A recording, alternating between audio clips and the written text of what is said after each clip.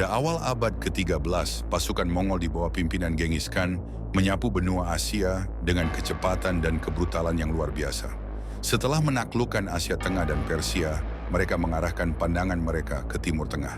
Pada tahun 1258, kota Baghdad, pusat peradaban Islam dan tempat berdirinya kekhalifahan Abbasiyah, menghadapi salah satu tragedi paling mengerikan dalam sejarahnya. Pasukan Mongol yang dipimpin oleh Hulagu Khan, cucu Genghis Khan, mengepung kota tersebut setelah Khalifah Al-Musta'sim menolak untuk tunduk sepenuhnya pada kekuasaan mereka.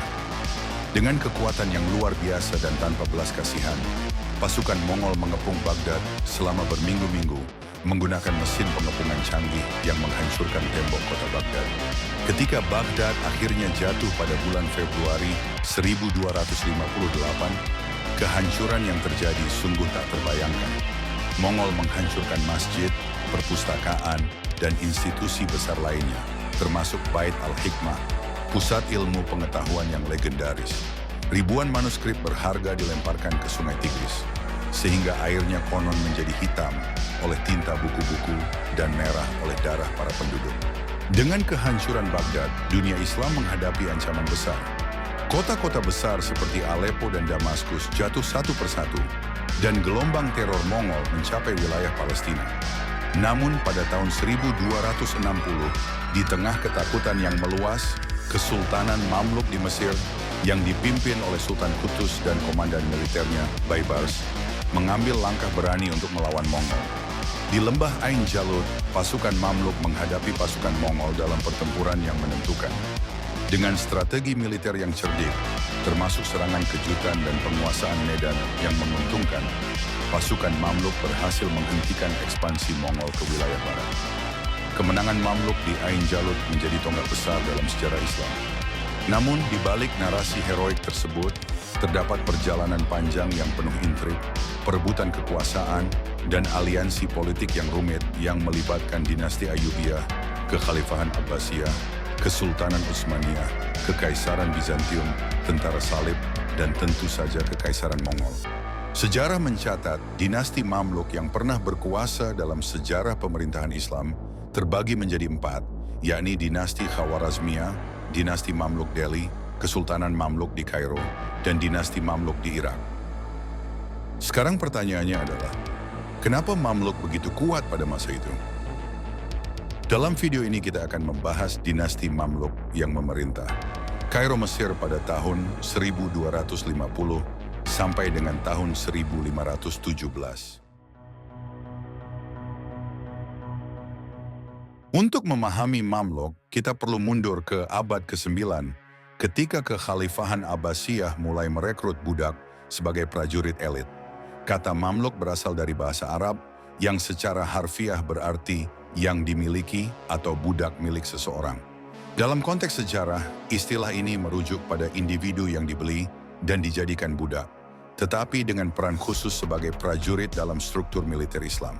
Para Mamluk umumnya direkrut dari kawasan Turki, Kaukasus, dan Eurasia, wilayah yang terkenal dengan tradisi berkuda dan kemampuan bertempur yang tangguh. Mereka dibeli dari pasar budak pada usia muda, kemudian diislamkan dan dilatih secara intensif dalam berbagai seni militer, seperti berkuda, memanah, strategi perang, dan penggunaan senjata. Tidak hanya itu, mereka juga diajarkan ajaran agama Islam, sehingga selain menjadi prajurit, mereka dipersiapkan untuk menjadi pelindung dan penjaga nilai-nilai Islam. Langkah strategis ini pertama kali diambil oleh Khalifah Al-Mu'tasim yang memerintah kekhalifahan Abbasiyah dari tahun 833 sampai dengan tahun 842, penguasa Abbasiyah yang melihat kebutuhan akan pasukan elit yang loyal. Para prajurit tradisional yang sering memiliki keterikatan dengan suku-suku lokal atau kepentingan pribadi dianggap kurang efektif dan berpotensi memberontak. Mamluk yang statusnya sebagai budak membuat mereka sepenuhnya bergantung pada penguasa, dipandang lebih dapat dipercaya dan berdisiplin tinggi. Seiring waktu, para Mamluk tidak hanya menjadi tulang punggung militer Abbasiyah, tetapi juga pasukan utama di berbagai dinasti Islam, terutama di Mesir dan Suriah. Mereka memainkan peran penting dalam mempertahankan wilayah Islam dari ancaman luar, sekaligus menjadi simbol kekuatan dan inovasi militer di dunia Islam. Pada masa pemerintahan dinasti Ayyubiyah pada tahun 1171 sampai dengan 1250, prajurit Mamluk memainkan peran krusial sebagai pasukan elit yang sangat terlatih, mulai dari medan perang hingga menjaga stabilitas kerajaan. Pada tahun 1187, mereka membantu Salahuddin Al-Ayyubi dalam pertempuran Hattin, sebuah pertempuran penting yang memungkinkan umat Islam merebut kembali Yerusalem dari tentara salib. Dalam pertempuran tersebut, Mamluk yang terkenal sebagai kavaleri berat menyerang formasi tentara salib dengan taktik yang disiplin, membantu memastikan kemenangan besar bagi pasukan Muslim. Selain itu, Mamluk dipercaya sebagai penjaga pribadi penguasa, melindungi Salahuddin Al-Ayyubi dan para penerusnya dari ancaman internal dan eksternal. Pada akhir abad ke-12 dan awal abad ke-13, pasukan Mamluk juga digunakan untuk menumpas pemberontakan di provinsi-provinsi dinasti Ayyubiyah, seperti di Suriah dan Mesir, menunjukkan peran mereka dalam menjaga stabilitas kerajaan. Setelah kematian Salahuddin Al-Ayyubi pada tahun 1193, dinasti Ayyubiyah mulai terpecah oleh konflik suksesi antar anggota keluarga. Dalam situasi ini, Mamluk mulai memainkan peran politik yang lebih besar, memanfaatkan kekuatan mereka untuk memengaruhi keputusan penguasa. Pada paruh pertama abad ke-13, mereka semakin memperkuat posisi mereka sebagai kekuatan militer dan politik yang signifikan. Sultan Malik Asy-Syalih Najamuddin Al-Ayyubi yang memerintah dinasti Ayyubiyah pada waktu itu melakukan sebuah kebijakan besar yang menjadi bumerang bagi kerajaannya di kemudian hari, yaitu pembelian budak dalam jumlah yang sangat besar sepanjang sejarah. Sultan terakhir dinasti Ayyubiyah itu membeli sebanyak 12.000 budak dan membuatkan mereka sebuah asrama khusus di Pulau Raudah. Para budak itu kemudian disebut sebagai Mamluk Bahri. Nama Mamluk Bahri sendiri berasal dari salah satu resimennya, yaitu Resimen Bahriyah atau Pulau Sungai. Nama ini merujuk pada markas mereka yang berada di Pulau Raudah di tepi Sungai Nil. Tidak hanya dibuatkan asrama khusus, para budak itu mendapatkan hak istimewa di masa Sultan Malik Asy-Syalih. Dengan pemberian hak istimewa itu, nasib dinasti Ayyubiyah di kemudian hari sama dengan nasib dinasti Abbasiyah ketika memberikan posisi penting dan hak istimewa kepada orang-orang Turki, yaitu keruntuhan dinasti. Kaum Mamluk yang sudah dibekali dengan kemiliteran yang mumpuni, serta pengalaman di pemerintahan, pada akhirnya merebut kekuasaan dari tangan dinasti Ayyubiyah ketika kesempatan datang. Itulah asal-muasal berdirinya dinasti Mamluk di Mesir. Peluang atau kesempatan merebut kekuasaan terjadi pada tahun 1249. Pada waktu itu Sultan Malik Asy-Syalih terbunuh dalam Perang Salib ke-7 melawan Raja Louis IX dari Prancis. Peristiwa itu terjadi pada tanggal 22 November. Saat itu, pasukan salib yang notabene adalah orang-orang Kristen berusaha untuk menyerang Kairo. Dalam rangka mempertahankan pusat kerajaan dari serangan pasukan salib, Sultan Malik Asy-Syalih memimpin pasukan untuk menghadang mereka. Terjadilah sebuah pertempuran yang dinamakan Perang Salib 7. Sultan terakhir Ayyubiyah terbunuh di pertempuran tersebut. Ada satu tokoh wanita bernama Syajarat Al-Dur yang memiliki peran penting dalam istana kala itu. Ada sumber yang menyebut bahwa ia adalah permaisuri Sultan Malik Asy-Syalih, tetapi sumber lain menyebut ia adalah seorang budak wanita. Satu hal yang pasti, ia adalah sosok pemimpin perempuan pertama dalam sejarah Islam yang menjadi ratu atau penguasa yang cukup berpengaruh. Saat Sultan Malik Asy-Syalih terbunuh, Syajarat Al-Dur kemudian memanggil anak tirinya, yaitu anak dari Sultan Malik Asy-Syalih bernama Turansyah, untuk menggantikan ayahnya memimpin Mesir melawan pasukan salib. Mendengar kabar kematian ayahnya dan permintaan ibu tirinya, Turansyah bergegas ke Mesir membawa pasukan Mamluknya yang berasal dari Mesopotamia. Singkat cerita, ia pun berhasil mempertahankan Mesir dari serangan pasukan salib dalam sebuah peperangan yang terjadi di daerah Mansyuriah. Atas kemenangan itu maka tampuk kekuasaan Mesir berpindah ke tangannya. Namun gejolak internal kerajaan pun terjadi. Turansyah lebih memilih orang-orangnya yang berasal dari suku Kurdi untuk ditempatkan di posisi-posisi penting dalam pemerintahan. Hal ini membuat Mamluk Bahri menjadi terancam kedudukannya. Sebelumnya mereka menempati posisi-posisi penting di pemerintahan. Di samping itu pula, Turansyah memperlakukan Syajarat al-Dur dengan tidak baik. Sebuah sumber menyebut ia memperlakukan ibu tirinya layaknya seorang kriminal negara. Syajarat al-Dur dituduh menggelapkan harta ayahnya, sehingga semua kekayaannya disita, perhiasannya dilucuti, dan reputasinya direndahkan. Lebih dari itu, Turansyah juga berniat menyingkirkan pembesar Mamluk ayahnya yang bernama Farisuddin Akhtai dan Baibars al-Bundukdari yang telah berjasa menyelamatkan Mesir dari pasukan salib. Syajarat al-Dur mencium gelagat tidak baik pada anak tirinya itu, sehingga bergegas mengumpulkan Mamluk untuk mengadakan makar. Dalam pemberontakan itu, Mamluk dipimpin oleh Aibak dan Baibars yang notabene adalah perwira besar di masa Malik Asy-Syalih. Pada tanggal 2 Mei 1250, mereka berhasil menumbangkan kekuasaan Turansyah dan mengangkat Syajarat al-Dur sebagai sultan perempuan pertama dalam sejarah Islam. Kematian Turansyah pun sekaligus menandai berakhirnya kekuasaan dinasti Ayyubiyah di Mesir dan digantikan oleh dinasti Mamluk Mesir. Akan tetapi, masa kepemimpinan Syajarat al-Dur hanya seumur jagung, yaitu sekitar 80 hari saja. Sebabnya, bukan karena ketidakmampuannya dalam memimpin, melainkan karena ia adalah seorang perempuan. Khalifah Al-Mu'tasim di Baghdad memberi kecaman keras terhadap Mesir, khususnya Syajarat al-Dur, karena dianggap telah melanggar tradisi kekhalifahan di mana perempuan tidak boleh menjadi pemimpin pemerintahan. Untuk solusi dari kemelut tersebut, Syajarat al-Dur kemudian memutuskan untuk menikah dengan Izzuddin Aibak al-Turkumani, seorang tokoh perwira Mamluk yang terkenal. Setelah menikah, ia menyerahkan kekuasaan kepada suaminya, dengan niat ia tetap menjadi penguasa sebenarnya dari dinasti Mamluk. Sejak saat itu, dinasti Mamluk secara resmi didirikan, dengan sultan pertamanya adalah suami Syajarat al-Dur, yaitu Izzuddin Aibak al-Turkumani.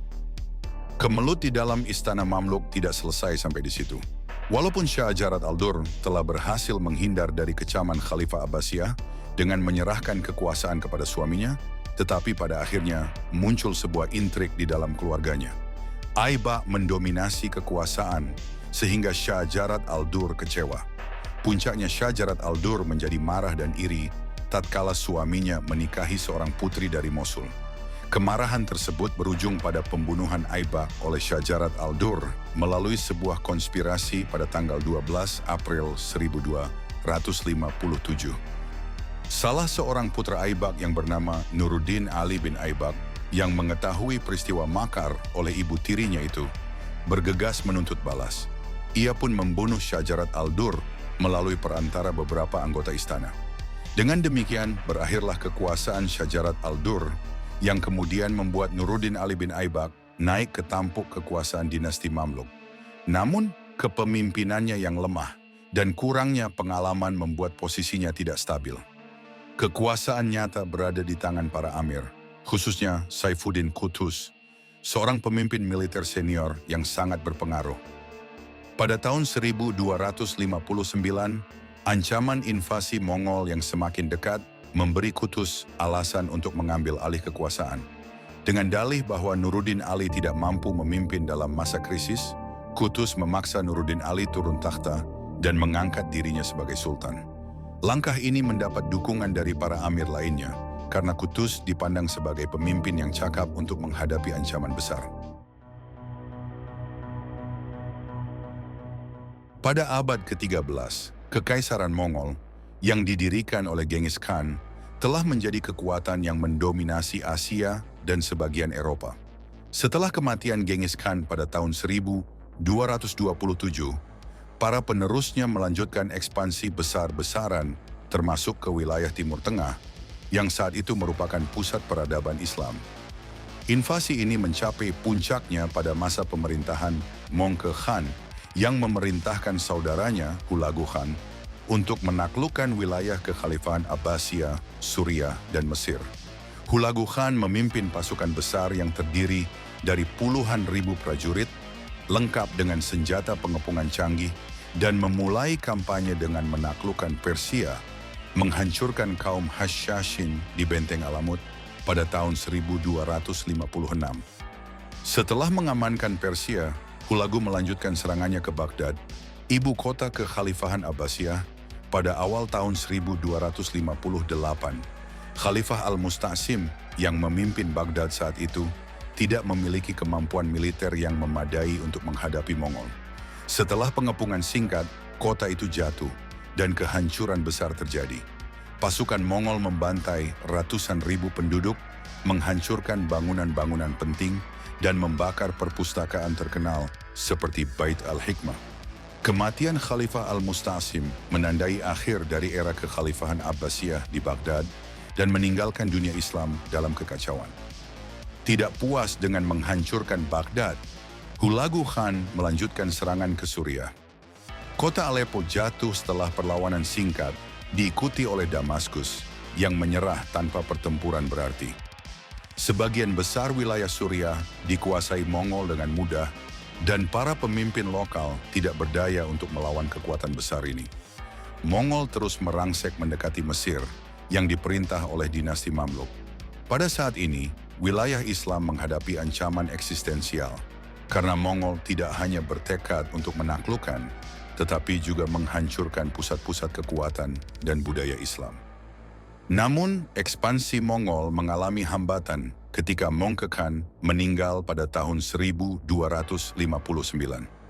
Hulagu Khan menarik sebagian besar pasukannya kembali ke Mongolia untuk mengurus suksesi kekaisaran, meninggalkan pasukan yang lebih kecil di bawah komando Kit Buka, seorang jenderal Kristen Nestorian yang setia kepada Mongol.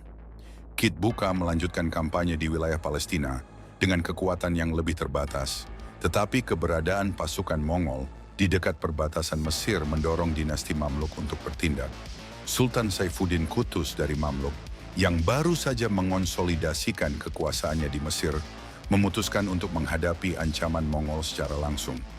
Dia menjalin aliansi dengan kelompok-kelompok lokal dan mempersiapkan pasukannya untuk perang besar. Pada bulan September 1260, pasukan Mamluk dan Mongol bertemu di Ain Jalut, sebuah daerah strategis di Palestina Utara. Pertempuran ini menjadi titik balik besar dalam sejarah. Dengan dukungan Jenderal Baibars, Qutuz menggunakan taktik cerdik untuk memancing pasukan Mongol ke medan yang menguntungkan bagi Mamluk. Kavaleri Mamluk yang terlatih dengan baik, dipadukan dengan pengetahuan mendalam tentang medan, memberikan keunggulan besar. Kit Buka dan pasukannya bertempur dengan gigih, tetapi pasukan Mongol akhirnya dikalahkan. Kit Buka sendiri tewas dalam pertempuran, dan pasukan Mongol yang tersisa dipukul mundur. Kemenangan Mamluk di Ain Jalut tidak hanya menghentikan ekspansi Mongol ke Mesir, tetapi juga menjadi simbol penting bagi dunia Islam. Pertempuran ini membuktikan bahwa pasukan Mongol yang sebelumnya dianggap tak terkalahkan, dapat dikalahkan melalui strategi dan keberanian. Setelah kemenangan tersebut, dinasti Mamluk memperkuat posisi mereka sebagai pelindung dunia Islam. Mereka mendirikan kekhalifahan Abbasiyah simbolis di Kairo untuk menjaga legitimasi agama dan politik, sekaligus memperkuat wilayah Mesir dan Suriah. Ain Jalut menandai awal dari penurunan kekuatan Mongol di wilayah tersebut, sekaligus memberikan dunia Islam harapan baru di tengah kehancuran besar yang ditimbulkan oleh invasi Mongol. Setelah kemenangan besar Mamluk di pertempuran Ain Jalut pada tahun 1260, Sultan Saifuddin Qutuz menjadi pahlawan dunia Islam. Dia dipuji sebagai pemimpin yang berhasil menyelamatkan Mesir dan wilayah Islam dari ancaman Mongol yang mengerikan. Namun di balik kejayaan ini, suasana politik di dalam dinasti Mamluk tetap penuh intrik dan ambisi kekuasaan. Di antara orang-orang yang dekat dengan Qutuz, salah satu tokoh paling menonjol adalah Baibars, seorang jenderal berbakat yang memainkan peran penting dalam kemenangan di Ain Jalut. Baibars yang memiliki julukan Asad al-Sahra atau Singa Padang Pasir adalah seorang pemimpin militer yang cerdas, karismatik, dan ambisius. Tetapi dia juga merasa tidak sepenuhnya dihargai oleh Qutuz setelah pertempuran. Ketegangan antara keduanya mulai muncul, dipicu oleh rasa iri dan ketidakpuasan terhadap pembagian kekuasaan di kalangan elit Mamluk. Setelah Ain Jalut, Qutuz kembali ke Mesir sebagai penguasa yang dielu-elukan, tetapi pemerintahannya mulai menghadapi tantangan dari dalam. Para amir Mamluk termasuk Baibars merasa bahwa mereka tidak mendapatkan penghargaan yang sepadan atas jasa mereka dalam kemenangan melawan Mongol. Situasi ini diperburuk oleh keputusan Qutuz untuk tidak segera memberikan jabatan yang diinginkan Baibars, yaitu wilayah kekuasaan di Suriah, yang Baibars anggap sebagai haknya. Ketegangan ini semakin meningkat seiring dengan langkah-langkah Qutuz untuk memperkuat kekuasaannya, termasuk menyingkirkan beberapa tokoh yang dianggap mengancam otoritasnya. Baibars, yang dikenal memiliki jaringan luas di kalangan militer Mamluk, mulai memanfaatkan ketidakpuasan ini untuk membangun dukungan di antara para amir. Puncak konflik terjadi saat Qutuz memimpin pasukannya dalam perjalanan kembali ke Mesir. Dalam perjalanan ini, di sebuah tempat bernama Al-Salihiyah, Qutuz tewas dalam sebuah konspirasi yang melibatkan Baibars dan beberapa amir lainnya. Menurut beberapa catatan sejarah, Qutuz dibunuh dengan cara yang penuh tipu muslihat. Ketika Qutuz turun dari kudanya untuk berburu, Baibars dan konspirator lain mendekatinya dengan dalih untuk menyampaikan permintaan. Tetapi mereka kemudian menyerangnya secara tiba-tiba. Pembunuhan ini mengejutkan pasukan Mamluk, tetapi Baibars dengan cepat mengambil alih kendali situasi. Dia menyatakan dirinya sebagai penerus Qutuz dan memperoleh dukungan dari sebagian besar pasukan yang mungkin lebih loyal kepada sistem Mamluk daripada individu sultan itu sendiri. Setelah naik takhta, Baibars memproklamasikan dirinya sebagai Sultan Al-Malik Al-Zahir Baibars, menandai dimulainya era baru dalam sejarah dinasti Mamluk. Kepemimpinannya membawa stabilitas dan kekuatan bagi dinasti tersebut, meskipun metode yang dia gunakan untuk meraih kekuasaan sering diperdebatkan oleh sejarawan. Sebagai seorang pemimpin, Baibars melanjutkan perjuangan melawan Mongol dan memperluas kekuasaan Mamluk, sekaligus memperkuat struktur pemerintahan dan militer. Meski peralihan kekuasaan dari Qutuz ke Baibars dicapai melalui pengkhianatan dan darah, era Baibars dikenang sebagai salah satu masa keemasan Mamluk, di mana mereka muncul sebagai pelindung utama dunia Islam dari ancaman eksternal. Pada puncak masa keemasannya, sekitar abad ke-13 dan ke-14, Kesultanan Mamluk mencapai salah satu periode paling cemerlang dalam sejarah dunia Islam.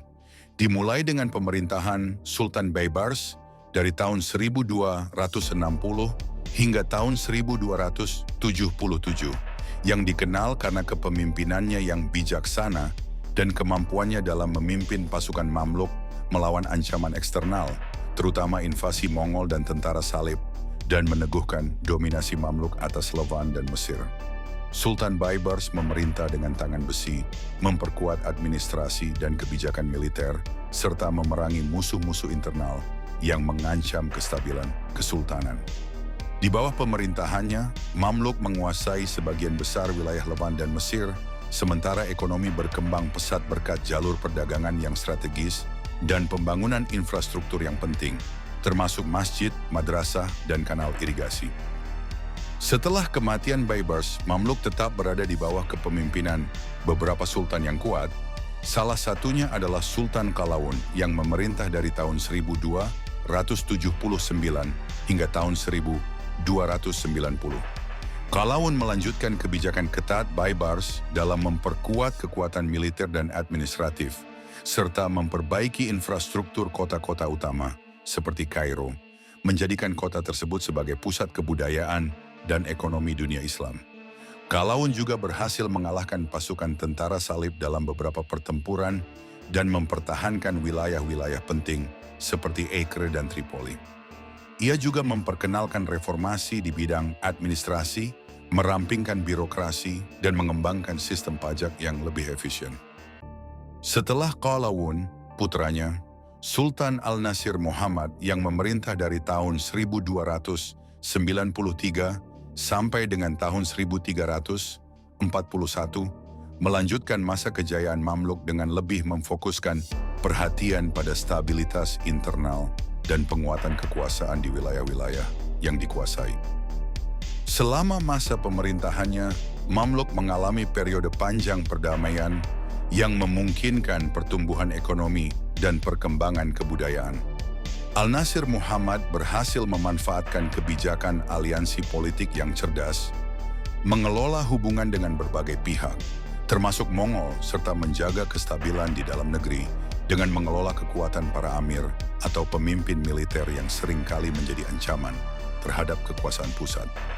Di bawah pemerintahannya, Mamluk mencapai kejayaan dalam bidang seni dan arsitektur dengan dibangunnya banyak karya monumental, termasuk masjid, madrasah, dan kompleks administratif yang memperindah Kairo, yang semakin menjadi pusat intelektual dan budaya dunia Islam. Kehidupan ekonomi dan budaya di bawah Kesultanan Mamluk juga berkembang pesat, dengan Kairo sebagai pusat perdagangan internasional yang menghubungkan timur dan barat. Perdagangan rempah-rempah, tekstil, dan barang-barang mewah dari India, Cina, dan Eropa mengalir melalui pelabuhan-pelabuhan Mamluk, menjadikan kesultanan ini salah satu kekuatan ekonomi terbesar di dunia pada saat itu. Mamluk juga terkenal dengan patronase mereka terhadap seni dan ilmu pengetahuan, dengan banyak ilmuwan, penulis, dan arsitek bekerja di bawah naungan kerajaan. Awal kemunduran Kesultanan Mamluk mulai terlihat jelas pada abad ke-15, meskipun mereka masih mempertahankan kekuasaan atas Mesir dan wilayah Levant. Proses kemunduran ini dipicu oleh berbagai faktor, baik internal maupun eksternal. Pada akhir abad ke-14 dan awal abad ke-15, konflik internal dan perebutan kekuasaan di kalangan elit Mamluk semakin meruncing. Salah satu penyebab utama ketegangan ini adalah sistem suksesi yang seringkali menimbulkan pertikaian di antara para bangsawan Mamluk yang saling memperebutkan posisi sultan. Ketegangan ini membuat pemerintahan menjadi tidak stabil dan seringkali kekuasaan berpindah tangan di tengah-tengah kekacauan. Pemimpin yang lemah dan tidak konsisten dalam memerintah memperburuk situasi. Pada tahun 1382, Sultan Barkuk dari dinasti Burji Mamluk naik ke tahta, yang merupakan salah satu titik balik yang menandai dimulainya periode kemunduran. Meskipun Barkuk berhasil merebut kembali kekuasaan setelah beberapa tahun kekosongan, stabilitas politik yang ada sangat rapuh. Konflik antara Mamluk dan kelompok-kelompok di luar Mesir, seperti Mongol dan pasukan Salib, menguras sumber daya mereka. Ketegangan ini terus berlanjut pada awal abad ke-16. Kesultanan Mamluk yang awalnya kuat di bawah kepemimpinan Sultan Baybars, Qalawun, dan Al-Nasir Muhammad semakin terpuruk dalam menghadapi ancaman eksternal dan tantangan ekonomi yang meningkat. Sementara itu, Kesultanan Utsmaniyah di bawah Sultan Selim mulai berkembang pesat dan menjadi salah satu kekuatan besar di dunia Islam. Selim I yang dikenal dengan julukan Yafuz Sultan Selim atau Selim yang kejam, memiliki ambisi besar untuk menguasai wilayah Arab dan menegakkan otoritasnya sebagai pemimpin umat Islam. Sebagian besar wilayah Mamluk, terutama Mesir dan Palestina, merupakan bagian dari jalur perdagangan penting dan memiliki kedudukan strategis yang sangat berharga. Selain itu, Mamluk yang pada masa itu menjadi kekuatan militer utama di dunia Islam, terutama dalam mempertahankan wilayahnya dari ancaman luar, dianggap sebagai pesaing yang berpotensi menghalangi ambisi Kesultanan Utsmaniyah untuk menguasai lebih banyak wilayah. Selain itu, wilayah Mesir yang kaya akan sumber daya dan jalur perdagangan juga menjadi tujuan strategis bagi Selim untuk memperkuat cengkeramannya di dunia Arab. Selim juga melihat peluang untuk memperkuat klaimnya terhadap kepemimpinan dunia Islam, khususnya setelah kematian Khalifah Abbasiyah yang berada di bawah perlindungan Mamluk. Pada masa itu Mamluk, meskipun tidak secara formal menguasai khalifah, memiliki peran sebagai pelindung dan penguasa spiritual wilayah tersebut. Selim, yang sangat ingin memperoleh legitimasi sebagai khalifah yang sah, memandang bahwa dengan mengalahkan Mamluk dan menguasai Mesir, ia dapat memperkuat posisinya di dunia Islam, sekaligus menanggalkan pengaruh Mamluk yang telah melemah. Pada tahun 1516, setelah serangkaian perselisihan dan ketegangan diplomatik, Selim melancarkan kampanye militer besar-besaran terhadap Kesultanan Mamluk. Pada pertempuran Marsdabiq pada tahun 1516 menjadi salah satu momen paling bersejarah dalam sejarah militer dunia Islam, di mana untuk pertama kalinya dua pasukan elit yang sangat terkenal saling bertempur. Pasukan Janissary dari Kesultanan Utsmaniyah dan pasukan Mamluk. Kedua pasukan ini bertemu di sebuah lapangan terbuka di dekat Aleppo, di mana konflik antara Kesultanan Utsmaniyah yang dipimpin oleh Sultan Selim dan Kesultanan Mamluk yang dipimpin oleh Sultan Al-Ghawri mencapai puncaknya. Pasukan Utsmaniyah yang terdiri dari sekitar 60.000 tentara, termasuk pasukan Janissary, kavaleri, dan unit artileri, bertempur melawan pasukan Mamluk yang berjumlah sekitar 30.000 hingga 40.000 tentara, termasuk pasukan kavaleri Mamluk yang sangat terkenal. Meskipun pasukan Mamluk memiliki jumlah yang lebih sedikit, mereka memiliki pengalaman tempur yang luas dan keahlian dalam pertempuran terbuka.